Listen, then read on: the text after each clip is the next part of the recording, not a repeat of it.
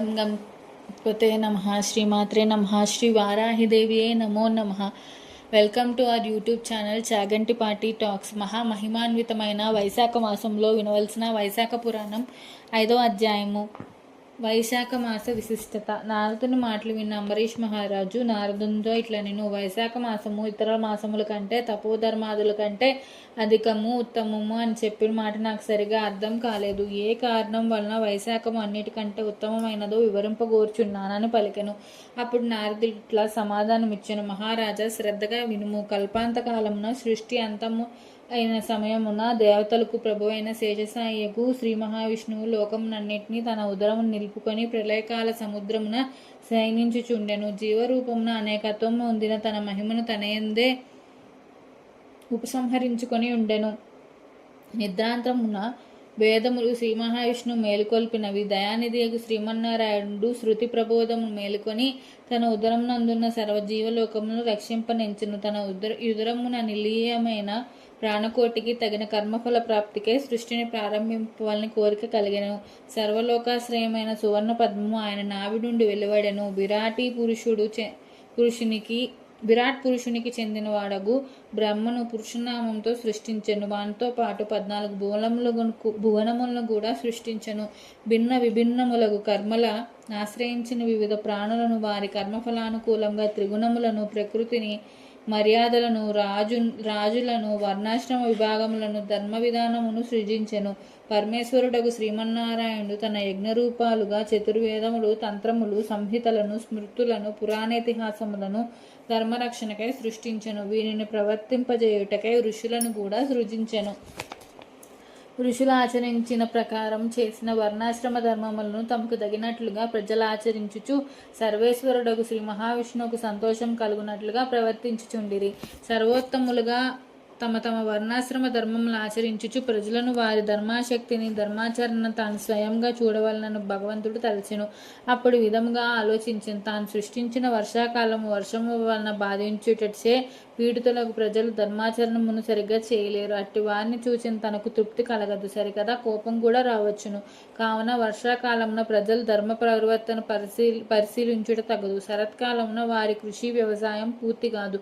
కొందరు అప్పుడే పండిన పళ్ళను తినుచుందురు. నేత్ర వ్యాధులు, చలి మున్నగవానిచే పీడింపబడుచుందురు. ఇట్టి పరిస్థితుల్లో వారి ధార్మిక ప్రవృత్తిని పరిశీలింపజూచుటకు ఉచితము కాదు.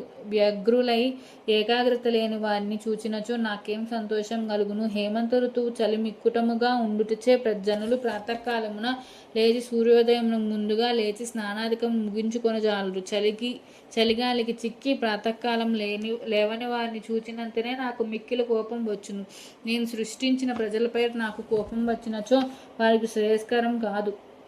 శిశిర ఋతువు ప్రజలను చూడబోయినచో ఎట్లుండును. చలి మిక్కుటంగా ఉండు ఆ కాలమున ప్రజలు సూర్యోదయమునకు ముందుగా లేవజారు. ఆ కాలమున తమకు కావలసిన ఆహారం వండుకొనుటకు సోమరులై పండిన పళ్ళను తినుచుందురు. అనగా సులభముగా లభ్యములగు ఆహారమునకు ఇష్టపడుచుందురు. చలికి భయపడి స్నానమునే మానివేయ స్వభావం కలిగి ఉండురు. స్నాన విముఖులైన వారిని చేయగలిగిన సభక్తికమైన కర్మకలాపం ఎట్లుండును. ఈ విధంగా చూచినచో వర్షాకాలం నుండి శిశిరం వరకు ఉండు కాలమున వివిధములైన ప్రాక్తన కర్మలకు లోబడిన ప్రకృతి వివసులైన ప్రజల నుండి భక్తిపూర్వకమైన కర్మధర్మానుష్టములను ఆశింపరాదు. వసంతకాలంలో స్నానదానములు, యాగ భోగములకు, బహువిధ ధర్మానుష్ఠానములకు అనుకూలమైన కాలము. మరియు ప్రాణాధారులకు ఆవశ్యకములకు ఆహార పదార్థములు సులభముగా లభ్యములగును.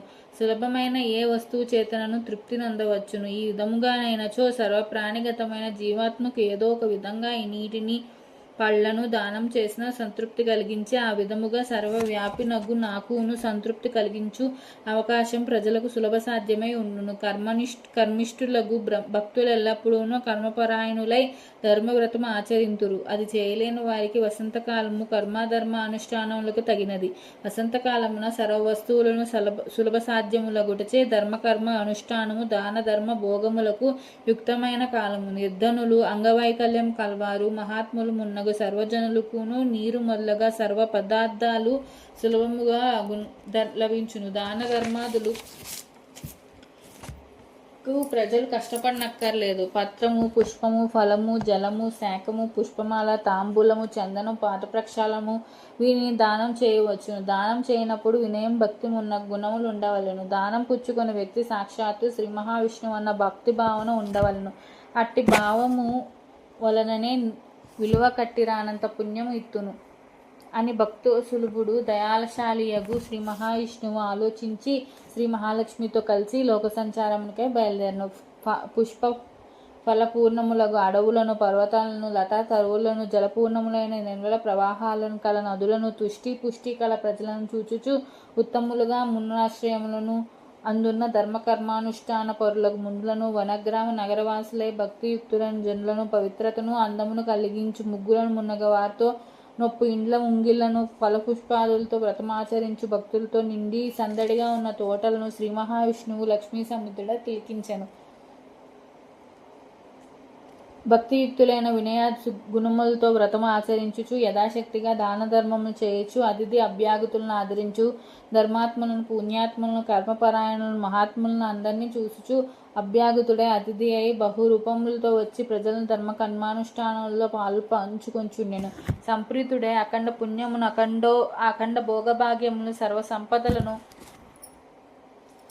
తుదకు ముక్తిని స్వయంగా అడుగకనే వారి వారి భక్తియుక్తుల దాన ధర్మములు, పూజాధికములు సాఫల్యమును ఇచ్చి అనుగ్రహించుచును.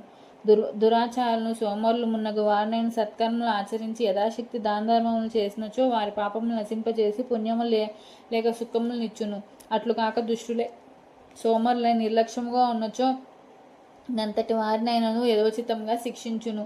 కావున సోదర మానవురారా, మన మట్టి వారమైనను మన శక్తి ఎట్టిదైనను నిశ్చలమైన భక్తితో శ్రీ మహావిష్ణువు ఆరాధించి యథాశక్తిగా దాన ధర్మములు ఆచరించి శ్రీ మహావిష్ణువు దయను పొందుట మన కర్తవ్యము. కావున చంచలమైన మనసును అదుపులో ఉంచుకొని యథాశక్తిగా పూజ, దాన ధర్మములు భక్తి వినయములతో శ్రద్ధాసక్తులతో బలవంతంగానైనా ఆచరించి శ్రీహరి అనుగ్రహమును పొందుటకు ప్రయత్నించుట మన ముఖ్య కర్తవ్యము, ధర్మము, బాధ్యత.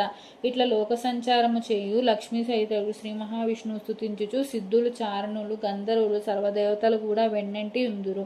తమ తమ ధర్మములను ఆచరించుచు భక్తితో వినయముతో దాన ధర్మములను, వ్రతములను చేయు అన్ని వర్ణముల వారిని, అన్ని ఆశ్రముల వారిని చూచిన వారిని సంప్రీతులై శ్రీ మహాలక్ష్మి సమేతుడైన ఇంద్రాది సర్వదేవతల పరివేషితుడై చైత్ర, వైశాఖ, జ్యేష్ఠ, ఆషాఢ మాసములందు భూలోక సంచారం చేయుచు శ్రద్ధాశక్తులతో వ్రతములను, పూజలను చేయుచు శక్త్యానుసారము దాన ధర్మములు చేయు వారందరినీ అనుగ్రహించుదురు. కోరికలను మించి వరములు నిత్తురు. శ్రీహరి వైశాఖమున మత్తులే ప్రమత్తులే వ్రతాచారణము, దాన ధర్మాధికములు లేని వారిని గమనించి వారిని రోగములు, విచారములు ఉన్నగ వానితో శిక్షించును. వైశాఖ మాసమున తనను గాని పరమేశ్వరుని గాని ఇతర దేవతములను, సజ్జలను పూజించును. వీరందరి స్వరూపుడైన సర్వవ్యాపకుడైన తనను పూజించినట్లే తలచి సంతోషుడే వరములను ఇచ్చును. ఇతర మాసములు యందు వ్రతాధికములు ఆచరించితమని తలచి వైశాఖ వ్రతం మానిన వారిపై కోపించును. అనగా శ్రీ మహావిష్ణువు వైశాఖ వ్రతం మానిన పరాయణులు కూడా శిక్షించును. వైశాఖ వ్రతం ఆచరించిన పాపాత్ములైనను రక్షించును. అనగా వైశాఖ వ్రతము శ్రీ మహావిష్ణువుకు ప్రీతికరమైన వ్రతము. ఈ వ్రతం ఆచరించటం వలన శ్రీ మహావిష్ణువు దేవతలు సంప్రీతులై వరములు ఇస్తారు. సపరివారముగా వచ్చిన మహారాజును నగరమును, గ్రామములు, వనములు, పర్వతములు, నదీ తీరములు మున్నగు చోట నివసించు జనులు దర్శించి యథాశక్తిగా తమకు తోచిన పత్రము, పుష్పము, ఫలము మున్నగు వానిచ్చిన మహాప్రభు తమ ఏలుబడిలో సుఖంగా ఉంటిమని అనుగ్రహింపమని ప్రార్థించినచో మహారాజు వారి పనులు తగ్గించుట, సౌకర్యములు కల్పించుట మున్నగు వానెట్లు చేయను. అట్లానే శ్రీ మహావిష్ణువు ప్రీతికరమైన వ్రతం ఆచరించుచు సద్బ్రాహ్మణులకు, అతిథులకు, అభ్యాగతులకు దైవభావంతో ఉపచారములు చేసి యథాశక్తి దాన ధర్మములు ఆచరించినచో శ్రీహరి సంతుష్టుడై వారి కోరికలు నిచ్చి రక్షించును. పరివార దేవతలను శ్రీ మహావిష్ణువు అనుగ్రహం పొందిన వారికి తామును యథోచితంగా వరములు నిచ్చి రక్షింతురు. సపరివారముగా వచ్చిన మహారాజును యథాశక్తిగా దర్శింప కానుకలు నీయక ఉన్నచో మహారాజు కూపితుడై శిక్షించును. పరివారం యథాశక్తిగా శిక్షింతురో అట్లే వైశాఖ మాస వ్రత సమయంలో వ్రతము ఆచరించి యథాశక్తిగా ఎట్లు స్తుతించి దాన ధర్మములు చేయని దురాచారులను శ్రీ మహావిష్ణువు ఆయన పరివార దేవతలు యథోచితంగా అట్లు శిక్షింతురు. కావున సర్వజనులను యథాశక్తిగా ఎట్లు వైశాఖ వ్రతం ఆచరించి యథాశక్తిగా దాన ధర్మములు ఆచరించి దైవానుగ్రహం పొందుట మేలు. ఇది గమనింపదగిన ముఖ్య విషయము. కావున వైశాఖ మాసమున ధర్మరక్షకుడకు శ్రీ మహావిష్ణువు ప్రజలను పరీక్షించు పరీక్షాకాలముని ప్రతి జీవియు గుర్తించి వ్రతమును ఆచరించి భగవదానుగ్రహమును పొంది ప్రయత్నింపవలేను. అందుచే వైశాఖ మాస వ్రతము కార్తీక మాఘమాస వ్రతములను మరింత ఉత్తమమైనది అని నారద మహర్షి అంబరీష్ మహారాజునకు వైశాఖ మాస విశిష్టను వివరించెను. 5వ అధ్యాయం సంపూర్ణం. Please subscribe our channel. ఓం నమో నారాయణాయ. Thank you.